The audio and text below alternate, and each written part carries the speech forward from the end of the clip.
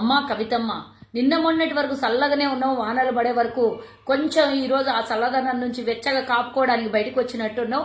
నీకు నేను ఈరోజు కాంగ్రెస్ గురించి మాట్లాడుతున్నందుకు 2-3 మాటలు నీకు సమాధానం చెప్పాలని వచ్చిన. మొన్నటి వరకు లిక్కర్లో లొల్లి నడిచినటువంటి కవితమ్మ బయటికే వెళ్ళలేదు. కేసీఆర్ పోయి సెటిల్ చేసుకొని వచ్చి క్లీన్ చీట్ వచ్చిన తర్వాత ఈరోజు కవితమ్మ బయటకు వచ్చేసి మళ్ళీ తందాన ఆడుతుంది. అక్కడ ఇక్కడ సుధ్రాయించలేదు. ఈ రోజు ఓడిపోతామనే భయంలో ఉన్నటువంటి కేసీఆర్ వర్గము, బీఆర్ఎస్ వర్గం అంతా బయటకు వచ్చి ఒకడేమో వచ్చి బీసీ మెడలు వేసుకొని బీసీ వర్గం గురించి మాట్లాడతారు. మొన్న టీఎస్ జన్కో కాడికి పోయి కవితమ్మ ఒక ముచ్చట మాట్లాడుతుంది. ఈ రోజు నిజామాబాద్ పోయి ఇంకో ముచ్చట మాట్లాడుతుంది. మొన్ననేమో రాహుల్ గాంధీ, ఈ రోజేమో రేవంత్ రెడ్డి గారి గురించి మాట్లాడుతూ రాహుల్ గాంధీ గురించి మాట్లాడేటప్పుడు మీ నాయనని అడుగు అని నేను సమాధానం చెప్తున్నా. తెలంగాణ ఇచ్చింది ఎవరో మీరు మీ కుటుంబ సమేతంగా ఢిల్లీకి పోయి కాలు మొక్కితే అందులో భాగంగా తెలంగాణ ఇవ్వడంలో భాగంగా రాహుల్ గాంధీ గారు కూడా ఆనాడు ఎంపీగా ఉండి తెలంగాణ ఇవ్వడానికి కూడా పాత్ర వహించినటువంటి రాహుల్ గాంధీ గారు తెలంగాణ ఏం ముఖం పెట్టుకొని వస్తాన అడిగినటువంటి నీకు నా సమాధానం ఇదే. ఒకసారి రిమైండ్ చేసుకో. ఇంకోటి, రేవంత్ రెడ్డి గారికి అన్న మాటలు నువ్వు రాజశేఖర్ రెడ్డి గారిని తిట్టినటువంటి మాటల గురించి నువ్వు మాట్లాడుతున్నావు. రాజకీయ సందర్భాన్ని బట్టి మాట్లాడినటువంటి మాటల్ని తీసుకొని వచ్చి మాట్లాడుతున్న కవితమ్మ, నువ్వు ఈరోజు గుర్తు చేసుకో. మీ నాయన టీడీపీలో నుంచి బయటికి వచ్చేటప్పుడు తెలంగాణ ద్రోహి చంద్రబాబు నాయుడు అని మాట్లాడి 2009లో అదే పార్టీతో పొత్తు పట్టుకొని జానడంతున్నటువంటి తెలంగాణ బడ్జెట్ ని మూరడంతా చేసిండు అని కేసీఆర్ అదే చంద్రబాబు నాయుడిని పొగిడిండు.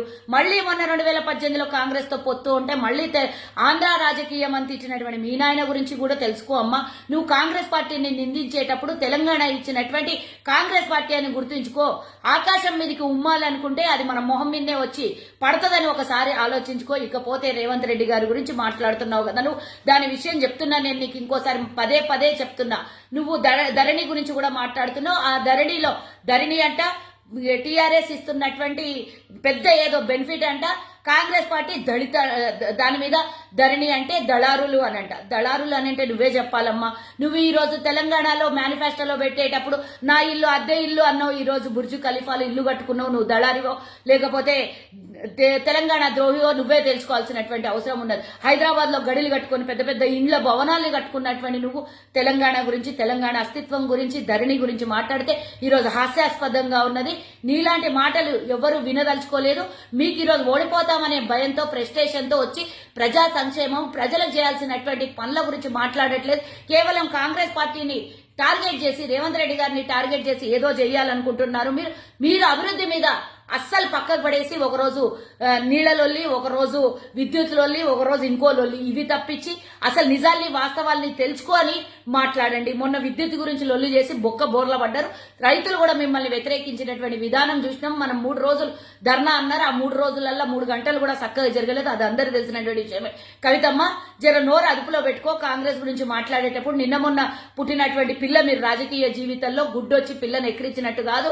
దయచేసి కాంగ్రెస్ గురించి గాని తెలంగాణ గురించి మాట్లాడేటప్పుడు మీరు మీ అయ్యే ఏ నుంచి మొదలు పెట్టిండ్రో రాజకీయ జీవితం తెలుసుకోవాలని నేను హెచ్చరిస్తున్న. బీఆర్ఎస్ నాయకులు ఎవరైనా సరే రేపు వచ్చేసి ఇలాంటి మాటలు మాట్లాడితే రాజశేఖర్ రెడ్డి గారి గురించి కూడా రేవంత్ రెడ్డి గారు ఏదో అన్నారు ఆ రోజు పావురాల గుట్టలో అని మాట్లాడినవమ్మా. రాజకీయంలో సందర్భాన్ని బట్టి మాట్లాడినటువంటి మాటలు. ఈ రోజు రేవంత్ రెడ్డి గారు రాజకీయంగా పోరాడుతున్నారు. దమ్ముంటే దాన్ని ఎదుర్కోండి, అభివృద్ధి గురించి మాట్లాడండి. కానీ ఇవన్నీ ఏవో పిచ్చి పిచ్చి మాటలు మాట్లాడితే ఇది ప్రజలు మెచ్చుతారు అనుకుంటున్నారేమో కానీ మీరు మాట్లాడే మాటలు ప్రజలు పట్టించుకునే స్థితిలో లేరు. ఓడిపోతారనే భయంతో ఇలాంటి మాటలు ప్రతిపక్షాల మీద దుమ్మెత్తి పోస్తున్నారు. మొన్ననే మీరు ధర్నా చేసినప్పుడు తెలిసిపోయింది. మీరు ప్రతిపక్షంలో కూర్చొని కొట్లాడడానికి ప్రాక్టీస్ చేస్తున్నట్టుగా తెలంగాణ ప్రజలు అనుకుంటున్నారు. ఇదే నిజము. నువ్వు చేసినటువంటి అక్రమాలు, నయం భూముల విషయాలు, మీరు మీ కుటుంబము, నయం భూములు, ఔటర్ రింగ్ రోడ్డు, లేకపోతే మియాపూర్ భూములు, ఇంకా ఇట్లా ఎక్సెట్రా చెప్పుకుంటూ పోతే చాట భారతం అంతా ఉంటది. నువ్వు ఇక మా నోర్లు ఇప్పనీయకు.